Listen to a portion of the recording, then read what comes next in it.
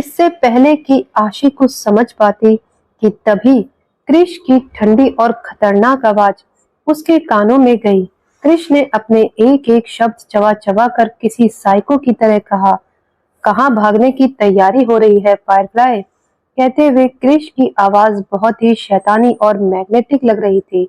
आशी तो पहले ही डर के मारे कांप रही थी, लेकिन कृष की इस आवाज को सुनकर उसकी रीढ़ की हड्डी तक ठंडी हो चुकी थी। अब वह अपनी लड़खड़ाती हुई आवाज में घबराते हुए बोली, साइको, आह! इससे पहले कि वह कुछ कह पाती, कृष ने उसे एक झटके में अपने कंधे पर उठाकर बेड पर पटक दिया। यह सब इतना जल्दी हुआ कि आशी को कुछ भी समझने का मौका नहीं मिला और वह घबराते हुए जैसे ही खुद को संभालने की कोशिश करती है कि तभी कृष एक झटके में उसके ऊपर आ गया और उसे अपनी घूरती हुई नजरों से देखने लगा कि तभी आशी एक बार फिर घबराते हुए बोली, साइको, हाउ डेयर यू! क्या सोचकर तुमने ऐसा करने की कोशिश की फायरफ्लाई? तुम्हें क्या लगा तुम मुझे बेवकूफ बनाकर मुझसे अपना पीछा छुड़ा लोगी? कभी नहीं। मैंने कहा था ना तुमसे कि तुम सिर्फ मेरी हो, तो तुम्हारी हिम्मत कैसे हुई मेरे खिलाफ इतना बड़ा गेम खेलने की? क्या तुम भूल गई थी कि मैं कौन हूँ? बताओ मुझे।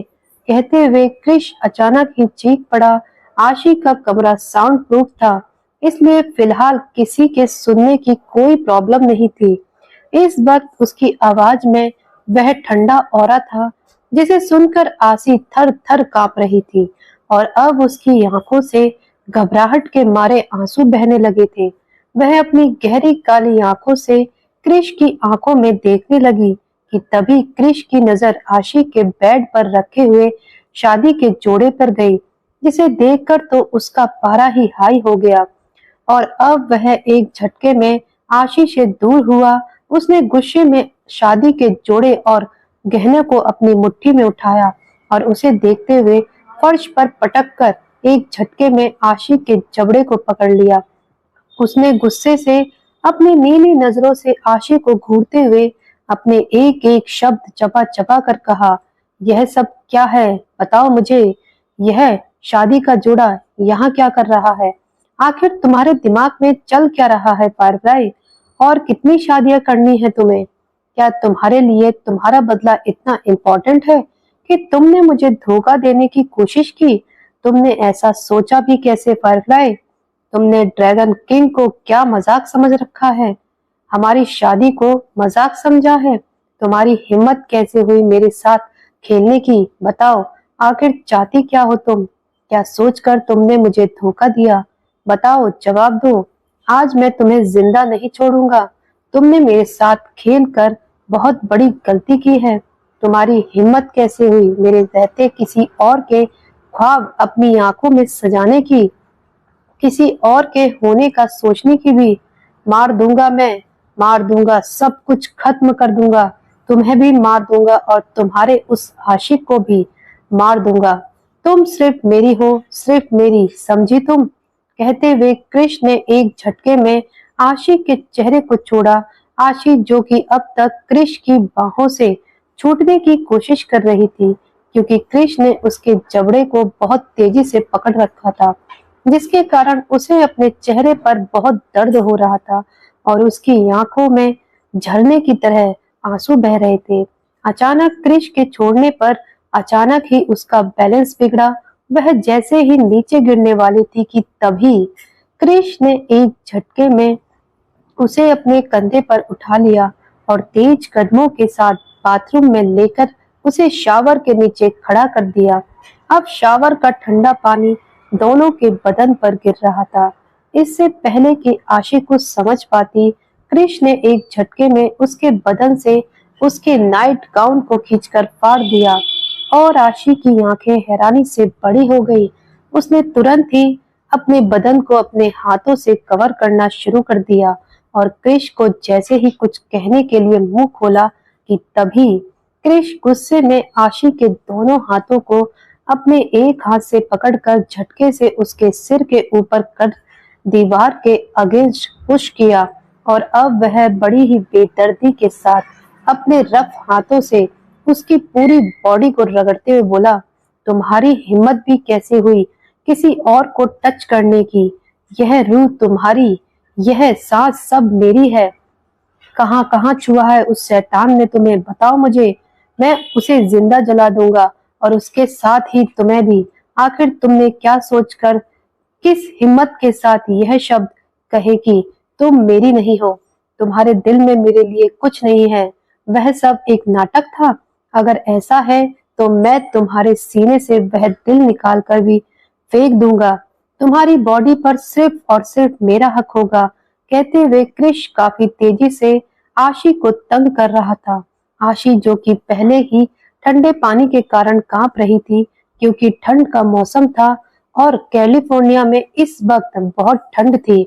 समुद्र का किनारा, रात का वक्त। क्रिश भी उसके साथ ही इस पानी में भीग रहा था, लेकिन उसे तो अपने गुस्से के आगे जैसे कुछ नजर ही नहीं आ रहा था। आशी को अपनी बॉडी में भी बहुत दर्द हो रहा था। वह लगातार रोते हुए क्रिश से खुद को छुड़ाने की कोशिश कर रही थी। साइको प्लीज, साइको छोड़ दो, बहुत दर्द हो रहा है। साइको छोड़ो प्लीज, साइको तुम पागल हो गए हो, छोड़ो मुझे प्लीज। कहते हुए आशी बहुत जोर जोर से रो रही थी, लेकिन क्रिश ने आज उसके आंसुओं को पूरी तरह इग्नोर कर दिया था। अब क्रिश ने अपने हाथों में शावर जेल लेकर आशी को काफी रफली शावर जेल से धोने लगा। उसके साथ ही वह गुस्से में अपने एक एक शब्द चबा चबा कर कह रहा था, तुम सिर्फ मेरी हो, तुमने मुझे धोखा देकर बहुत बड़ी गलती की है फायरफ्लाई। मैं तुम्हें छोड़ूंगा नहीं, और ना ही उस बास्टर्ड को। मैं उसकी जान ले लूंगा। उसकी इतनी हिम्मत कि वह तुम्हें अपना बनाएगा, तुम्हें छूने के ख्वाब देखेगा। कहते हुए कृष ने अचानक ही आशी के होठों पर होठ रखे और किस करने लगा। आशी तकलीफ में छटपटा रही थी और रो रही थी, लेकिन कृष ने अपने गुस्से में आज सब कुछ इग्नोर कर रखा था। उसकी आंखों से झरने की तरह आंसू बह रहे थे और वह बुरी तरह कांप रही थी। कृष काफी देर तक उसे यूं ही तंग करता रहा। कुछ ही पल में कृष को अपने मुंह में खून का टेस्ट आने लगा, लेकिन वह अभी भी रुकने को तैयार नहीं था, बल्कि वह आशी को और ज्यादा परेशान करने लगा। ठंडे पानी के कारण आशी की सांस जल्दी ही फूलने लगी थी। क्रिश को जब इस बात का एहसास हुआ, उसने ना चाहते हुए भी आशी के होठों को अपने होठों से आजाद किया और वह आशी के गले पर किस करता है। आज उसकी इन हरकतों में आशी को प्यार कम और गुस्सा ज्यादा नजर आ रहा था। वह अभी भी दर्द के मारे तड़प रही थी, लेकिन क्रिश ने उसे बाथरूम की दीवार पर लगाकर परेशान कर रहा था और कुछ ही पल में आशी की सांस भारी होने लगी थी और आशी तड़पते हुए क्रिश की बाहों से छूटने की गुजारिश कर रही थी। साइको प्लीज छोड़ दो, साइको मैं मर जाऊंगी, बहुत दर्द हो रहा है, साइको प्लीज छोड़ दो, प्लीज आराम से साइको, थोड़ा सॉफ्ट हो जाओ, मुझे माफ कर दो साइको, मुझे माफ कर दो, मुझसे गलती हो गई, मैंने यह सब सिर्फ अपने बदले के लिए किया साइको, क्योंकि मैं। Shut up, just shut up. एक शब्द और कहा तो मुंह तोड़ दूंगा तुम्हारा। कहते हुए क्रिश अचानक ही चीख पड़ा। इसके बाद आशी कांपते हुए चुप हो गई और तभी क्रिश तेजी से आशी के हाथ को आजाद कर अपने दोनों मुट्ठियों से उसके मुंह को पकड़कर, तुम्हें उन दोनों की मौत देखनी थी ना, उनकी तबाही देखनी थी, मैं करके देता तुम्हें। क्या मांगा था मैंने तुमसे? सिर्फ अपने लिए वफादारी, सिर्फ तुम्हें। तो बोलो, क्या कमी रह गई थी मेरे प्यार में, मेरे भरोसे में, मेरी चाहत में, मेरी फिक्र में, जो तुमने मुझे इतना बड़ा धोखा दिया? क्या सोचकर मुझसे दूर गई? अगर आज मैं नहीं आता तो तुम तो सौंप देती खुद को किसी और की बाहों में। क्या तुम्हारे लिए तुम्हारा बदला इतना इम्पोर्टेंट है फायरफ्लाई, कि तुम्हें उसके सामने मैं भी नजर नहीं आया? अगर बदला चाहिए था तो मुझे कहती, मैं देता ना तुम्हारा साथ। आज तक तुम्हारी हर ख्वाहिश पूरी की, तो यह कैसे न करता? क्या तुमने मुझे इतना निकम्मा और कमजोर समझा था, या तुम इतनी गिर चुकी हो कि तुम्हारा एक मर्द से काम नहीं चलता? तुम्हें किसी और। बोलो फायरफ्लाई। क्रिश अपने इन शब्दों के साथ चीख पड़ा था, जो कि आशी अब तक क्रिश की बातों को सुनकर रो रही थी। उसकी आखिरी शब्दों को सुनकर तो उसकी आंखें हैरानी से बड़ी हो गई थी, और इससे पहले कि वह कुछ समझ पाती, क्रिश उसे उठाकर बाहर बेड पर ले आया और उसे तंग करने लगा, बहुत ज्यादा तंग। साइको प्लीज छोड़ दो मुझे, प्लीज तुम ऐसा नहीं कर सकते, साइको प्लीज, मुझसे गलती हो गई, मुझे माफ कर दो, मैं जानती हूँ मुझे ऐसा नहीं करना चाहिए था, लेकिन प्लीज समझने की कोशिश करो साइको। कहते हुए आशी जोर से रोने लगी कि तभी क्रिश उसे अपनी नीली नजरों से घूरते हुए बोला, क्यों, अब नहीं करनी किसी और से शादी? यही तो चाहिए था ना तुम्हें, जो तुम्हें मुझसे नहीं मिला, किसी और से उम्मीद की थी। साइको कहती हो ना मुझे, आज मैं दिखाता हूँ तुम्हें असली साइको क्या है। मैंने भी तुम्हारी हेकड़ी नहीं निकाली तो मेरा नाम भी क्रिस डेविडसन नहीं। Just wait and watch Firefly. अब क्रिश उसे घंटों तक परेशान करता रहा और आशी उसके टॉर्चर को बर्दाश्त कर रही थी, और फाइनली वह समझ चुकी थी कि वह क्रिश की बाहों से आजाद नहीं हो सकती। लेकिन वह जानती थी कि उसने क्रिश के साथ जो किया है, क्रिश आज अगर उसकी जान ले ले तो यह भी शायद कम होगा, क्योंकि वह अच्छे से जानती थी क्रिश उसे बहुत प्यार करता है। भले ही उसे यह लगता हो कि क्रिश जिम्मेदारियों के लिए उसके साथ है, लेकिन क्रिश को उसकी फिक्र है, यह बात वह कभी नजरअंदाज नहीं कर सकती थी। इस बात को समझने के बाद आशी के चेहरे पर एक हल्की सी मुस्कान आ गई। वह दर्द में होने के बाद भी अपनी आंखों से मोहब्बत भरे आंसू बहाने लगी। क्रिश, जो कि आज काफी फोर्स के साथ उसे परेशान कर रहा था, लेकिन इसके बावजूद आशी को क्रिश की हरकतों में प्यार भी नजर आ रहा था, और फाइनली उसने क्रिश को कंट्रोल करने के लिए अपना प्यार ही इस्तेमाल किया। उसने एक झटके में क्रिश के चेहरे को अपने हाथों में थामा और उसे तेजी से किस करना शुरू कर दिया। क्रिश, जो कि अब तक आशी पर सिर्फ अपना गुस्सा उतार रहा था और कहीं न कहीं उसे अपने दर्द और तकलीफ का एहसास कराने की कोशिश कर रहा था, अचानक ही आशी के किस करने पर उसे आशी पर गुस्सा आने लगा था।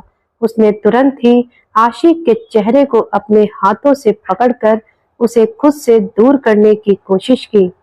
वह अब आशी से अलग होना चाहता था, लेकिन आशी ने क्रिश के चेहरे को अपने हाथों में थाम लिया और उसे एक सेकंड भी खुद से दूर नहीं होने दिया।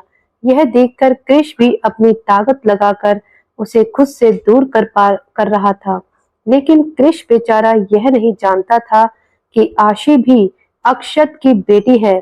अगर उसने किसी चीज को चाहा है तो उसे खुद से दूर तो कभी नहीं होने देगी।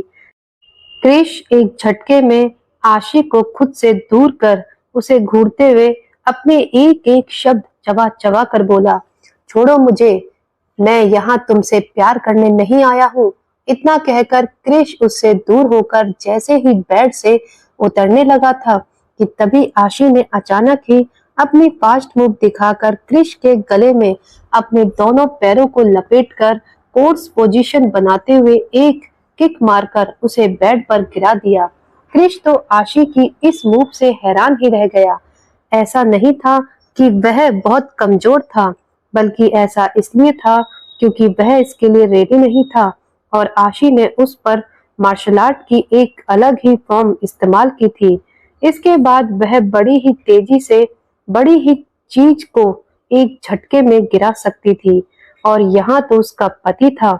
इससे पहले कि क्रिश को समझ आता, उसकी आंखें एक बार फिर हैरानी से बड़ी हो गई, क्योंकि आशी ने एक झटके में बगल के टेबल पर रखे हुए फ्रूट बास्केट से एक नाइफ उठाकर क्रिश के गले पर रख दिया और गुस्से से अपनी आंखें दिखाते हुए उस पर लगभग चिल्लाते हुए कहा, चुप, एकदम चुप, अब कोई और नाटक किया ना तो यही काट कर रख दूंगी।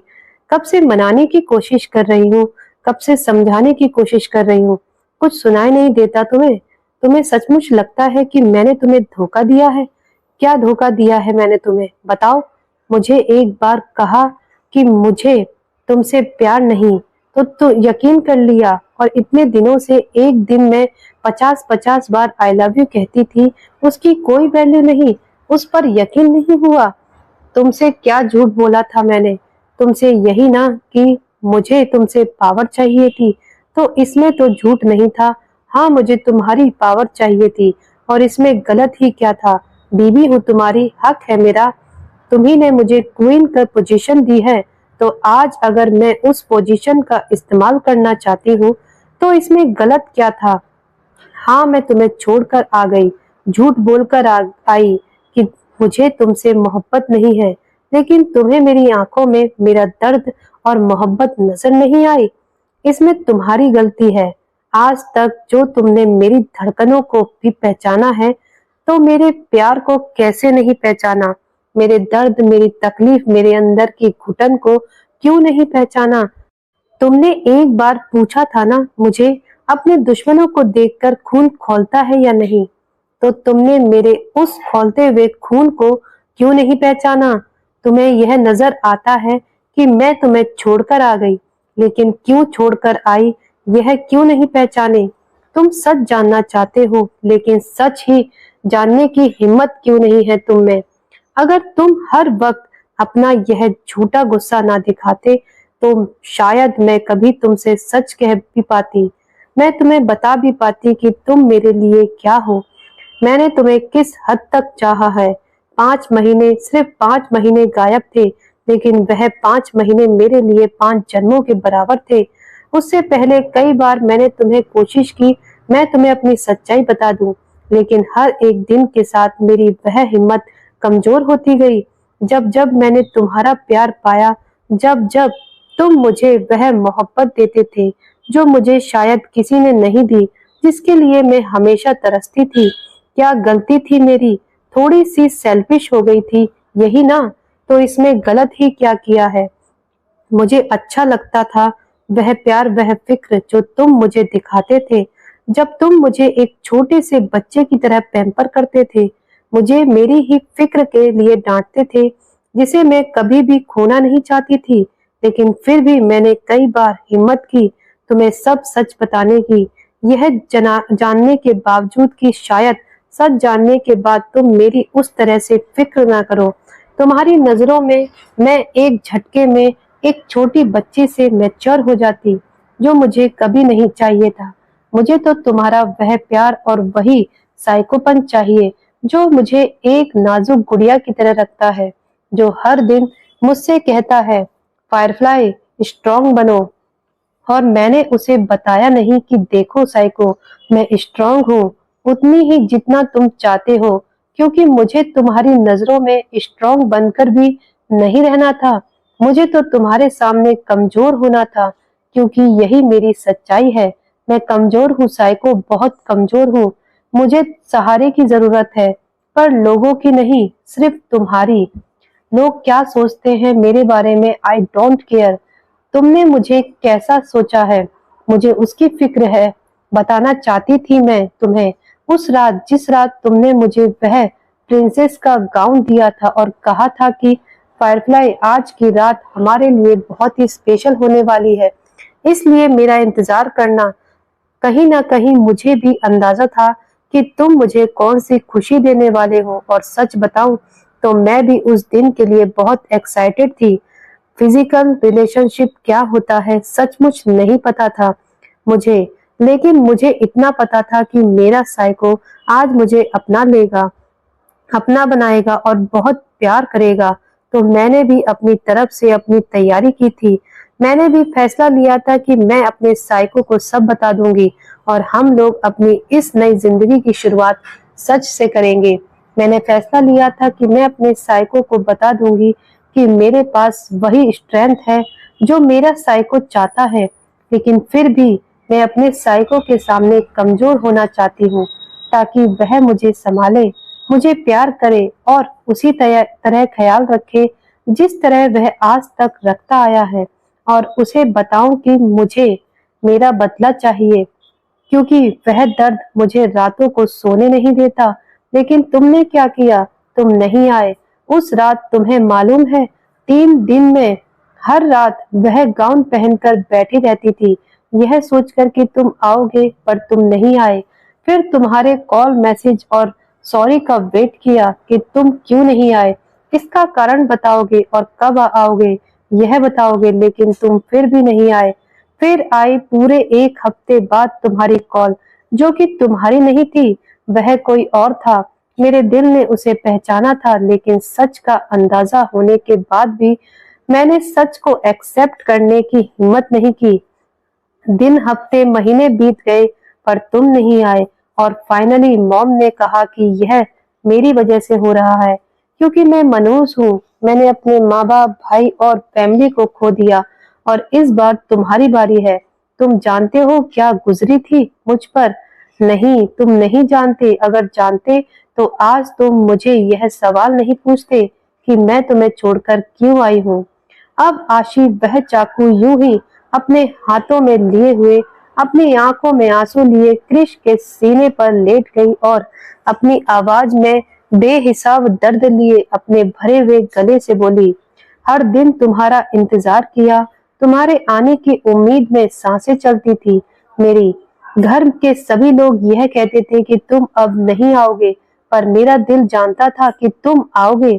देर लगेगी पर आओगे। रॉकी ने मुझे पाना चाहा था, उसने इतना ड्रामा किया और फिर भी मैंने उसे नहीं मारा।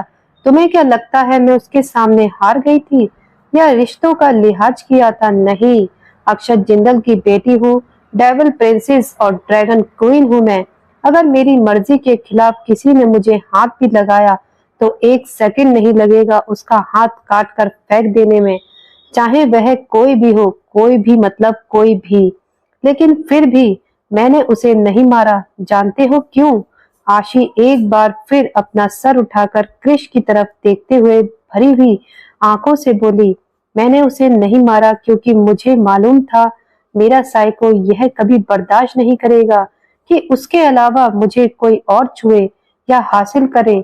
तुम चाहे जहां भी हो, अपनी फायरफ्लाई को अपना बनाने के लिए आ ही जाओगे, क्योंकि मुझे याद है कि तुमने मुझे कहा था मैं सिर्फ तुम्हारी हूँ और हमारा रिश्ता जिस्म से नहीं बल्कि रूह से जुड़ा है।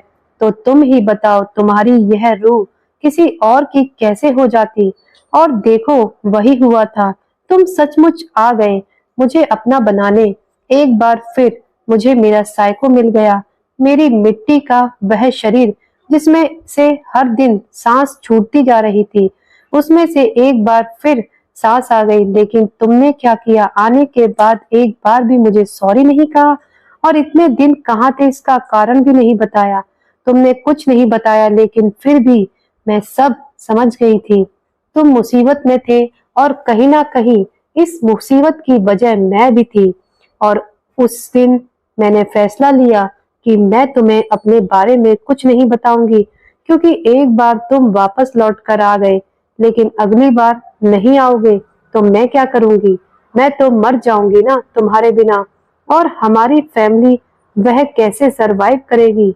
उन्हें तो तुम्हारी जरूरत है। पर हाँ, यह भी सच है कि मैं अपना बदला नहीं भूल सकती थी, और इसलिए मैंने फैसला लिया कि मैं खुद ही अपनी लड़ाई लड़ूंगी, क्योंकि अगर इस लड़ाई में मुझे कुछ हो गया तो मैं बर्दाश्त कर सकती हूँ, लेकिन अगर तुम्हें कुछ हो गया तो मैं तो जीते जी मर जाऊंगी। तुम्हारा प्यार हर दिन मेरी कमजोरी बनता गया, जिसे मैं कभी खोना नहीं चाहती थी, लेकिन फिर भी मैंने जानबूझकर तुम्हारा दिल तोड़ा। जानते हो क्यों? क्योंकि मुझे पता है मेरा साइको मुझे कभी भी इस लड़ाई में आने नहीं देता। तुम्हें लगता है तुम मुझ तक पहुंचे हो, पर सच तो यह था कि मैंने तुम्हें खुद अपने तक आने का रास्ता दिया था, क्योंकि अब मैं तुमसे और सच्चाई नहीं छुपाना चाहती थी। मैं चाहती थी तुम्हें सच पता चल जाए, ताकि तुम्हें यह लगे कि मैंने तुम्हें धोखा दिया है और तुम मुझे अपनी जिंदगी से जाने दो, क्योंकि मैं नहीं कर सकती थी तुम्हें खोने का अफोर्ड। मुझे मालूम है जब तुम्हें पता चला कि मेरे लिए मेरी यह लड़ाई कितनी इम्पोर्टेंट है तो तुम मेरा साथ देते। लेकिन एक बात बताओ, अगर तुम्हें कुछ हो गया तो हमारी फैमिली का क्या होगा? मेरा क्या होगा? मैं तुम्हारी नफरत के साथ तो जी सकती थी, लेकिन तुम्हारे बिना नहीं जी सकती। और अगर ऐसे में तुम्हें लगता है कि मैंने तुम्हें धोखा दिया है और मैं सेल्फिश हूँ, तो ठीक है, मैं सेल्फिश हूँ।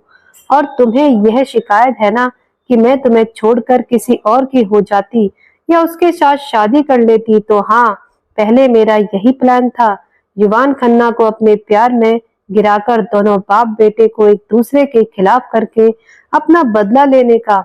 लेकिन मेरा यह प्लान हमारी शादी से पहले था, और जब तक मुझे यह लगता था कि तुम मुझसे प्यार नहीं करते।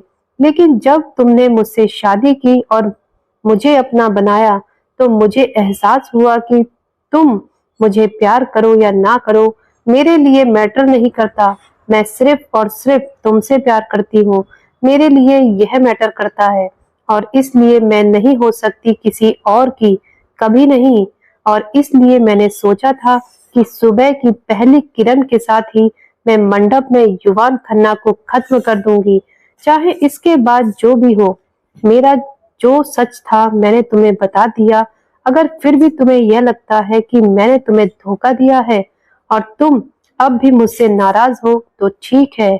आशी ने वह चाकू क्रिश के हाथों में थमाया और प्यार से उसके होठों पर लाइट किस करते हुए कहा, मार दो मुझे साइको, जस्ट किल मी, और मुझे मेरे इस नाइटमेयर से आजादी दे दो। क्योंकि अगर मेरा सच जानने के बाद तुम मुझे यहाँ से ले जाने आए हो, तो आई एम सॉरी, लेकिन मैं तुम्हारे साथ नहीं जा सकती। मुझे यही रहना है अपने दुश्मनों के बीच, ताकि मैं उनकी लंका में आग लगा सकूं। मुझे हर पल अपने दुश्मनों की आंखों में खौफ देखना है, नजदीक से उनकी बर्बादी और मौत का डर देखना है, जिसे मैं मिस नहीं करना चाहती, क्योंकि यही मेरी पहली और आखिरी ख्वाहिश है। मैं तुमसे प्यार करती हूँ, यह सच है, लेकिन मैं उन लोगों से नफरत से भी ज्यादा नफरत करती हूँ, यह भी उतना ही सच है। इसलिए मैं तुम्हारे साथ नहीं आऊंगी, चाहे तो मेरी जान ले लो। अगर तुम कर सकते हो तो मुझ पर भरोसा करो, कर सकते हो तो मेरा इंतजार करो, और अगर नहीं कर सकते हो तो जस्ट किल मी और जाओ यहाँ से। कहते हुए आशी की आंखों में आंसू थे, और क्रिश, जो कि अब तक उसकी बातों को चुपचाप सुन रहा था, उसने अचानक ही आशी को पलटकर अपने नीचे कर लिया, और वह चाकू काफी तेजी से आशी की आंखों में मारने के लिए उसकी आंखों के पास लेकर आया। लेकिन आशी बिना किसी डर के चुपचाप यूं ही उसे देखते हुए लेटी हुई थी।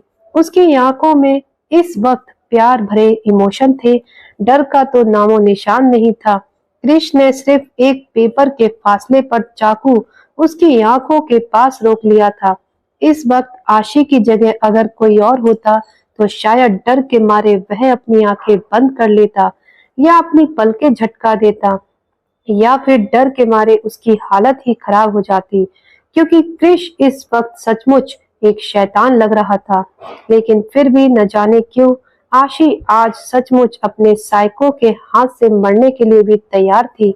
उसकी आंखों से क्रिश के लिए प्यार और भरोसा एक सेकंड के लिए भी नहीं गायब हुआ था। और यह देखकर क्रिश एक झटके में अपने चाकू को रोक लिया और उसकी तरफ घूरते हुए कहा, डर नहीं है मौत का? अगर मैंने सचमुच तुम्हें मार दिया तो? और यह सुनकर आशी अपने चेहरे पर प्यारी सी मुस्कान लिए अपनी गीली आंखों से उसकी तरफ देखते हुए बोली, तुम्हारे हाथों से मिले तो इससे ज्यादा खूबसूरत मौत नहीं होगी। और यह सुनकर क्रिश ने वह चाकू वापस आशी के सीने पर दिल के पास चलाते हुए उसकी नोक हल्का चुभाते हुए गुस्से से उसकी तरफ घूरते हुए कहा, डायलॉग बाजी कर रही हो मेरे सामने? अगर मैं सचमुच मार दूं तो? जानती हो कितना बड़ा धोखा दिया है तुमने मुझे?